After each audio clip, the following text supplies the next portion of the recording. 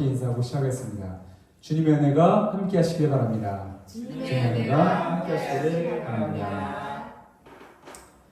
비가 엄청 쏟아졌죠. 여러분들 오시느라 고생 많으셨습니다. 오늘 저는 누가복음 16장 19절부터 31절을 가지고 이름 없는 부자, 이름 있는 거지라는 제목의 말씀을 전하려고 합니다. 말씀 속에서 주님을 만나 귀한 은혜를 누리는 시간 되기를 주님의 이름으로 축복합니다. 아멘. 오늘 말씀은 한 사람의 짧은 한마디로 시작하려 합니다. 세상에서 가장 불쌍한 사람은 눈은 있으나 비전을 보지 못하는 사람이다.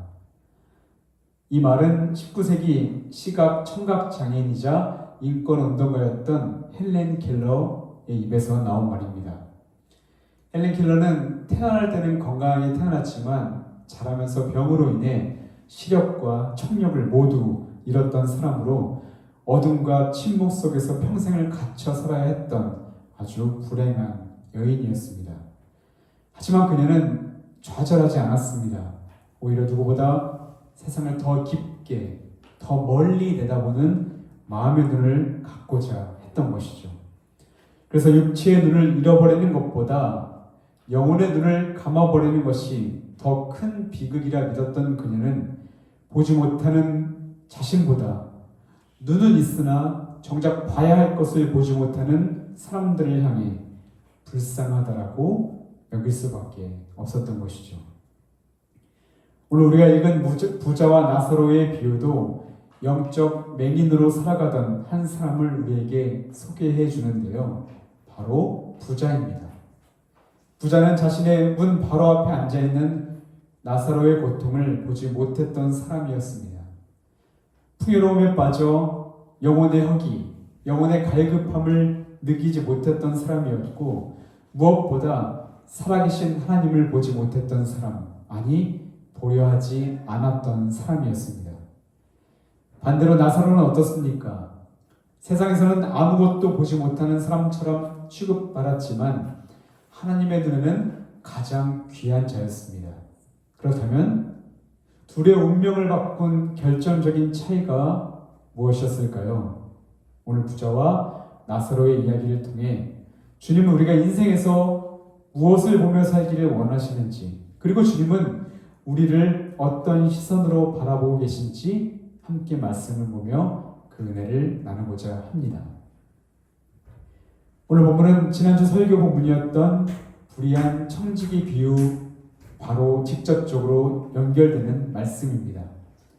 13절에서 예수님이 너희들은 하나님과 재물을 겸하여 섬길 수 없다라고 말씀하셨을 때 그 말씀을 듣고 돈을 좋아하는 바리새인들이 비웃게 되죠. 왜냐하면 그들에게 있어서 재물은 하나님의 축복의 증거였고 부유함은 곧 자신들의 의로움의 결과라고 굳건히 믿고 있었기 때문이었습니다. 이처럼 세상 것에만 시선을 뺏겨 사는 그들에게 예수님은 부자와 나사로의 비유를 통해 그들이 다시 돌이켜 회개하기를 간절히 원하셨던 것이었습니다. 이제 본문으로 들어가 보면 앞서 말씀드렸던 오늘 비유에는 대조적인 두 명의 인물이 등장합니다. 먼저 등장하는 사람은 부자인데요. 19절에서 그의 화려함을 이렇게 묘사합니다.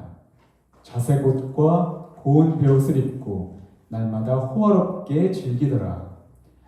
여기서 자색 옷은 바로 왕족이나 최고위층 사람들만 입을 수 있었던 옷으로 1.5g의 자색을 뽑기 위해 무려 4.5톤의 조개를 희생시켜야만 하는 아주 귀한 옷이었습니다.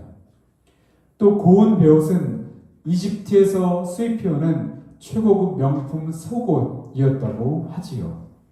또 부자는 일회성 파티가 아니라 날마다 잔치를 벌였다고 말씀하는데 이 모습 마치 첫째 성서공덕이었던 아모스 6장 4절에서 7절까지 보듯 상아 침상에 누워 노래를 흥얼거리며 기름진 고기를 먹고 비파소리에 노래를 지절거리며 다윗처럼 자기를 위하여 악기를 제조하며 대접으로 포도주를 마시며 귀한 기름을 몸에 바르면서 요셉의 환난에 대해서는 근심하지 아니하는 자로다.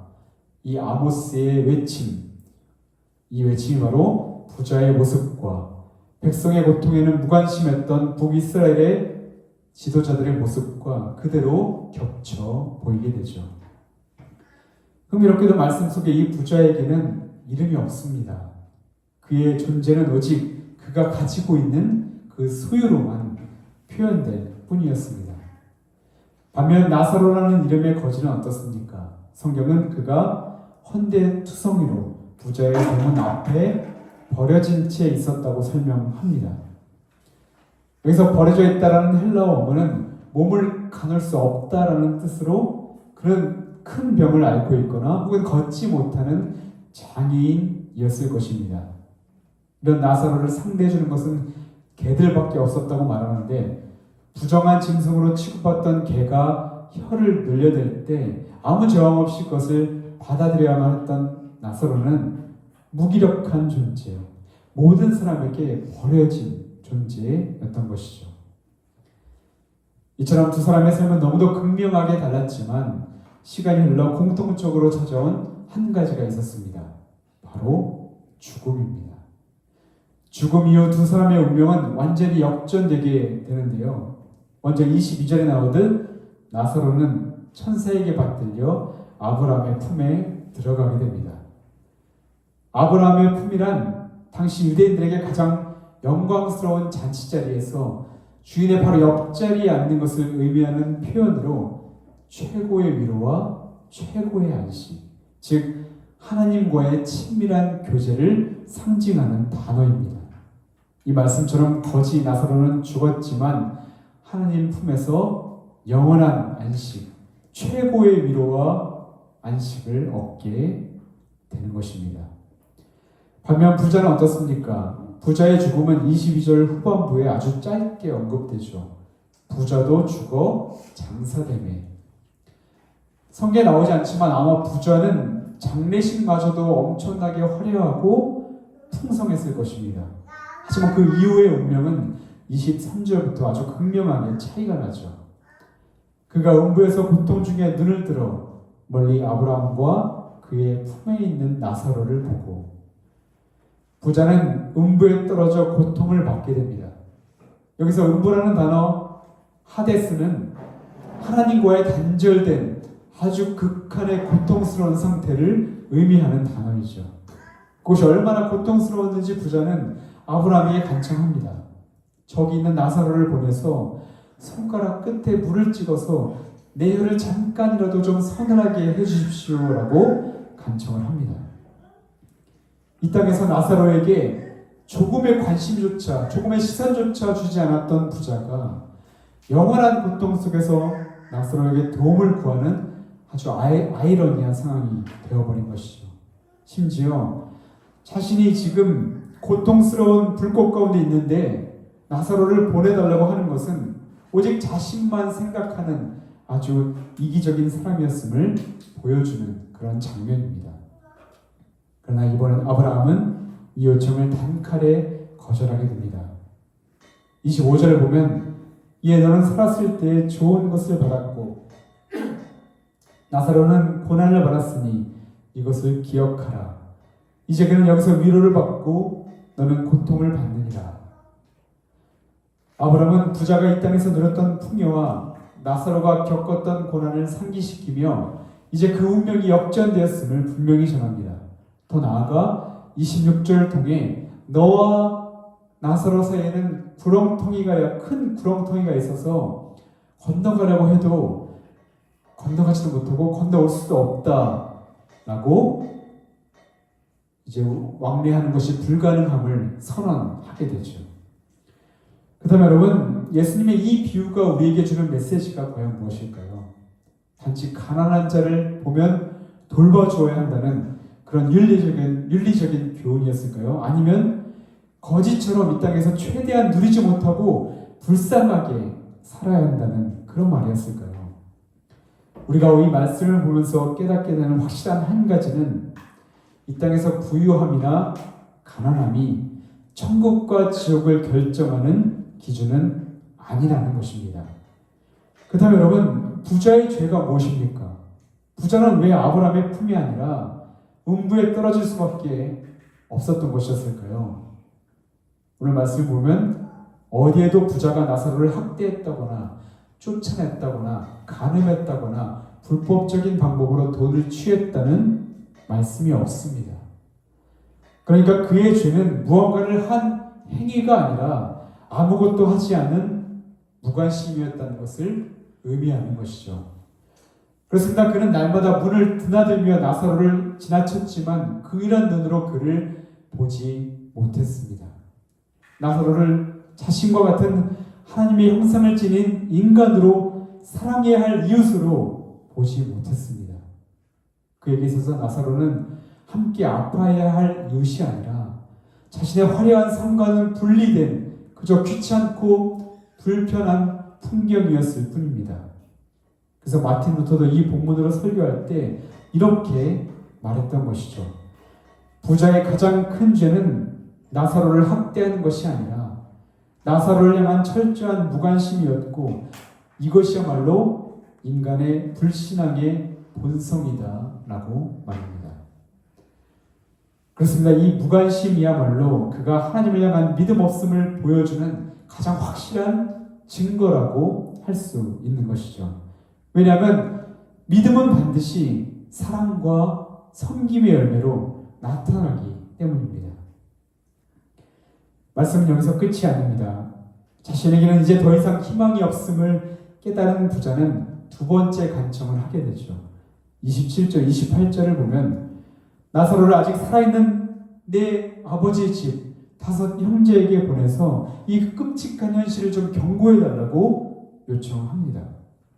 그는 죽은 자가 살아나는 특별한 기적을 내 형제들이 보게 된다면 분명히 회개하고 돌이켜 자신과 같은 운명을 겪지 않을 것이라 믿었던 것이었습니다. 그런데 이렇게 간청을 하면서도 부자의 태도는 변하지 않죠.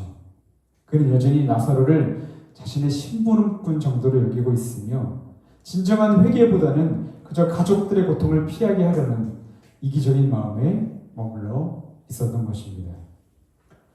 그러나 아브라함의 대답이 무엇이었습니까? 29절에서 아브라함의 대답은 이 비유 전체의 핵심이자 종교개혁의 진리를 담고 있는 말씀입니다. 우리가 함께 읽어보겠습니다. 아브라함이 이르되 그들에게 모세와 선지자들이 있으니 그들에게 들을지니라. 아멘. 여기서 모세와 선지자들은 구약 성경, 즉 하나님의 말씀을 의미합니다. 다시 말해 사람을 구원하고 회개에 이르게 하는 능력은 어떤 신비한 기적이나 초자연적인 현상이 있는 것이 아니라 우리에게 이미 주어진 하나님의 말씀, 곧 성경에 다 담겨 있다는 말씀이죠. 루터는 이 구절이야말로 인간의 공로나 신비 체험이 아닌 오직 기록된 말씀을 통해 주어지는 하나님의 은혜를 믿는 그 믿음만이 우리를 구원한다는 복음의 정수로 보았던 것이었습니다. 그렇습니다. 부자는 평생 자기 곁에 있는 하나님의 말씀을 보지 않았습니다. 외면해버렸습니다. 그의 눈에는 화려한 옷과 먹음직스러운 음식은 보였지만 하나님의 말씀은 보이지 않았던 것이죠. 그의 귀에는 매일 잔치의 노랫소리는 들렸지만 회개를 촉구하며 복음을 계속해서 말씀해 주시는 하나님의 음성은 들리지 않았던 것입니다. 예수님은 이 비유를 통해 분명히 우리에게 말씀해 주고 있습니다. 지금 우리의 손에 들려있는 이 성경 말씀 안에 당신을 구원하기에 충분한 하나님의 능력과 사랑과 진리가 모두 담겨 있다라고 말했죠. 죽은 나사로가 아니라 지금도 살아있는 하나님의 말씀이 오늘 이 자리에 저와 여러분의 마음을 두드리고 있다고 말입니다. 전에도 한번 언급한 적이 있는데 나태주 시인의 풀꽃이라는 시를 다시 한번 여러분들과 나누어 보고 싶습니다. 아주 짧은 시인데요. 자세히 보아야 예쁘다. 오래 보아야 사랑스럽다. 너도 그렇다. 아주 짧은 시이지만 깊은 울림이 있는 시입니다. 시인은 아무도 관심 갖지 않고 예쁜 색도 없이 구석에 홀로 피어있는 들꽃을 보며 자세히 보니 이쁘다, 오래 보니 사랑스럽다라고 말하며 더 감동적인 것은 그런 푸른꽃이 바로 저와 여러분임을 노래합니다. 그렇습니다. 우리가 사는 세상은 작고 하찮게 보이는 것에는 참으로 냉정합니다. 낮고 허한 것은 중요하게 여기지 않습니다. 그래서 이런 것들을 가까이 보고 자세히 보고 오래 보려고 하지 않습니다. 그러나 예수님은 하찮고 연약하고 예쁜 색도 없는 우리를 보시기 위해 더욱 가까이 찾아오셨습니다. 우리와 함께 울고 웃으시면서 우리 연약함을 이해하시고 가까이에서 그것도 자세하게 그리고 오래 참고 우리를 바라봐 주셨습니다. 우리를 끝까지 사랑하셨고 친히 어린 양이 되셔서 우리의 죄를 짊어지고 홀로 십자가에 달려주셨습니다. 예수님이 시인이셨다면 아마 이렇게 쓰셨을 것 같습니다. 너희는 자세히 보지 않아도 예쁘고 오래 보지 않아도 사랑스럽구나 라고 말입니다.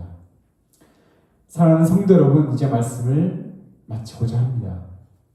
오늘 말씀에 등장하는 부자와 나사로에게는 하나의 큰 차이점이 있습니다. 그게 뭘까요? 오늘 말씀 제목에 그 답이 있죠. 부자는 이름이 없었지만 거지였던 나사로에게는 그냥 거지라 하지 않고 정확히 그의 이름 나사로라고 지칭합니다. 이게 아무것도 아닌 것 같지만 굉장히 특별한 것은, 왜냐하면 예수님이 그동안 많은 비유를 하셨지만 모든 비유 중에 여기서만 유일하게 나사로라는 이름의 사람의 이름을 거명했기 때문이었죠. 나사로의 이름의 뜻은 바로 하나님의 도움이라는 뜻입니다. 오늘 비유를 아무리 뒤져봐도 나사로가 어떤 특별한 일을 했기 때문에 천국에 갔다는 이야기가 전혀 없습니다. 그는 그저 병들어 있었고 부자의 상에서 떨어지는 음식을 구걸하고 있었고 그저 바닥에 누워서 개들에게 혀놀림을 당할 뿐이었습니다. 그러니까 예수님은 하나님의 도움이라는 나사로의 이름을 통해 천국에 들어갈 수 있는 길은 오직 하나님의 도움으로만 가능하다는 것을 지금 우리에게 말해주고 싶으셨던 것이죠. 다시 말해 천국은 선행으로 주어지는 것이 아니라, 고행을 쌓는다고 해서 주어지는 것이 아니라, 재물을 많이 갖고 있다고 해서 주어지는 것이 아니라 오직 하나님의 도움, 나를 위해 가까이 오시고 나를 사랑스럽게 보시고 나를 위해 죽으신 그분을 믿었을 때 값없이 주어지는 은혜로만 갈 수 있다라는 것을 우리에게 말씀하고 있는 것입니다. 사랑하는 여러분, 바라기는 세상 것이 아니라 살아계신 하나님의 말씀에만 우리의 시선을 두는, 우리의 마음을 두는 그런 삶이기를 간절히 소망하고 축복합니다. 말씀과 성찬 가운데 값없이 허락하신 하나님의 은혜를 매 순간 발견하는 저와 여러분이 되기를 바랍니다. 그렇게 오직 그리스도를 믿음으로 이 땅에서 그리고 죽어서도 하나님의 품 안에서 영원한 안식과 위로와 평안을 누리며 내 안에 넘치는 사랑을 값없이 이웃에게 흘려버리는 귀한 삶을 살게 되기를 주님의 이름으로 축복합니다. 아멘. 기도하겠습니다. 자비로우신 하나님, 오늘 말씀을 통해 우리 안에 있는 영적 무관심을 보게 하시니 감사드립니다. 부자처럼 눈은 있어도 보지 못하는 자가 되지 않게 하시고 나사로처럼 하나님의 말씀, 하나님의 도우심을 붙잡는 믿음을 허락하여 주시옵소서. 말씀만 따라 살아가며 이웃의 고통을 외면하지 않는 참된 제자로 살아가게 하여 주시옵소서. 감사드리며 우리를 사랑으로 바라보시는 우리 구주 예수 그리스도의 이름으로 기도하옵나이다. 아멘.